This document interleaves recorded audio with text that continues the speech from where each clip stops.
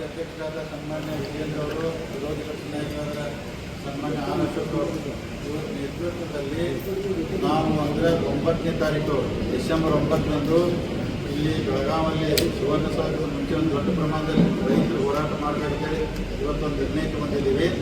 So ಆ ಹೋರಾಟಕ್ಕೆ ಈ ಬೆಳಗಾವಿ ಜಿಲ್ಲೆ ರೈತರು, ನಮ್ಮ ಭಾರತೀಯ ಜನತಾ ಪಾರ್ಟಿ ಕಾರ್ಯಕರ್ತರು ಬರ್ತಾರೆ ಮತ್ತು ಇಡೀ ರಾಜ್ಯದಿಂದ ನಮ್ಮ ಎಸ್ ಪಾಟೀಲ್ ನಗರಗಳು ಒಂದು ಅವ್ರ ಮುಖಾಂತರ ಹೊರಗಿಂದ ರೈತರು ಸುಮಾರು ಒಂದು 20,000 ಜನ ರೈತರು ಸೇರಿಸಿ ಹೋರಾಟ ಮಾಡಬೇಕಂತೇಳಿ ನಾವು ಇವತ್ತೊಂದು ನಿರ್ಣಯ ಮಾಡ್ತೀವಿ. ಆ ಪ್ರಕಾರ ಈ ಎಲ್ಲ ನಮ್ಮ ಮಾನ್ಯ ಗೌರವಾನ್ವಿತ ಶಾಸಕರು, ಮಾಜಿ ಶಾಸಕರು, ಎಲ್ಲ ಪದಾಧಿಕಾರಿಗಳು ಸಹಕಾರ ಕೊಟ್ಟು ಹೆಚ್ಚಿನ ಸಂಖ್ಯೆಯಲ್ಲಿ ಅವತ್ತು ರೈತರು ಕರ್ಕೊಂಡ್ಬಂದರು, ನಮ್ಮ ಕಾರ್ಯಕರ್ತರು ಬರ್ತಾರೆ.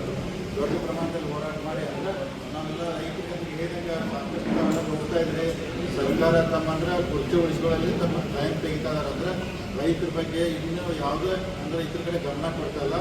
ಅದಕ್ಕೆ ಒಂದು ದೊಡ್ಡ ಪ್ರಮಾಣ ಹೋರಾಟ ಮಾಡಿ ಸೊ ರೈತರಿಗೆ ಮತ್ತು ಸಾರ್ವಜನಿಕರಿಗೆ ಏನು ಸಾಧ್ಯ ಆದಷ್ಟು ಅವಕಾಶ ಕೊಡೋಕ್ಕಾಗ್ತೈತಿ. ಆ ಅವಕಾಶದ ಮುಖಾಂತರ ಹೋರಾಟ ಮಾಡ್ತೀವಿ. ಇದರ ಜೊತೆಗೆ ಇನ್ನೊಂದು ಹಿಂದಿನ ಮುಖ್ಯಮಂತ್ರಿ ಸನ್ಮಾನ್ಯ ಬಸವರಾಜ ಬೊಮ್ಮಾಯಿಯವರಿದ್ದಾಗ ಸುಮಾರು ಇಲ್ಲೇ ಒಂದು ಕ್ಯಾಬಿನೆಟ್ ಮಾಡಿ 5,000 ಕೋಟಿ ನೀರಾವರಿ ಯೋಜನೆ ಪ್ರಾರಂಭ ಮಾಡಿದ್ರು, ಅನುಮೋದನೆ ಕೊಟ್ಟಿದ್ದರು. ನಮ್ಮ ಕ್ಷೇತ್ರ ಇತ್ತು, ಚಿಕ್ಕೋಡಿ ಇತ್ತು, ಕಿತ್ತೂರು ಇತ್ತು. ಇನ್ನೂ ಆ ಕೆಲಸಗಳ ಪ್ರಗತಿಯಾಗಿ ಅಂದರೆ ಸ್ಪೀಡಾಗಿ ಆಗ್ತಾಯಿಲ್ಲ, ಅದಕ್ಕೆ ಅನುದಾನ ಬರ್ತಾಯಿಲ್ಲ. ಇಂಥ ಅನೇಕ ವಿಚಾರಗಳು ಬಂದು ಇದರ ಜೊತೆಗೆ ಇಡೀ ರಾಜ್ಯದಲ್ಲಿ ಅಂದರೆ ನಮ್ಮ ಹಾಲಿಗೆ ಪ್ರೋತ್ಸಾಹಧನ ಬರ್ತಿದೆ ₹5.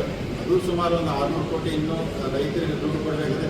ಇಂಥ ಭಾಳ ಅನೇಕ ವಿಚಾರಗಳು ಬಂದು ನಾವು ರೈತರ ಪರವಾಗಿ ನಮ್ಮ ರಾಜ್ಯ ಅಧ್ಯಕ್ಷ ಸನ್ಮಾನ್ಯ ವಿಜೇಂದ್ರ ಅವರು, ಆರ್ ಅಶೋಕ್ ಅವರು, ಇಡೀ ಎಲ್ಲ ನಮ್ಮ ಭಾರತೀಯ ಜನತಾ ಪಾರ್ಟಿ ಶಾಸಕರು, ಬೆಳಗಾವಿ ಜಿಲ್ಲೆ ಎಲ್ಲ ಪ್ರಮುಖರ ಮುಖಂಡರಲ್ಲಿ ದೊಡ್ಡ ಪ್ರಮಾಣದಲ್ಲಿ ಹೋರಾಟ ಮಾಡಿ ಅಂದರೆ ಸರ್ಕಾರ ಅಂದರೆ ಗಮನಕ್ಕೆ ತಂದು ರೈತರಿಗೆ ಎಷ್ಟು ಸಾಧ್ಯ ಆಗ್ತದೆ ಪರಿಹಾರ ಕೊಡೋಕ್ಕೆ ಪ್ರಾಮಾಣಿಕ ಪ್ರಯತ್ನ ಹೋರಾಟ ಮುಖಾಂತರ ಮಾಡ್ತೀವಿ ಅಂತೇಳಿ ಇದೆಲ್ಲ ನಿರ್ಣಯ ಮಾಡಿದ್ರೆ ಇನ್ನು ಮುಂದಿನ ವಿಚಾರನ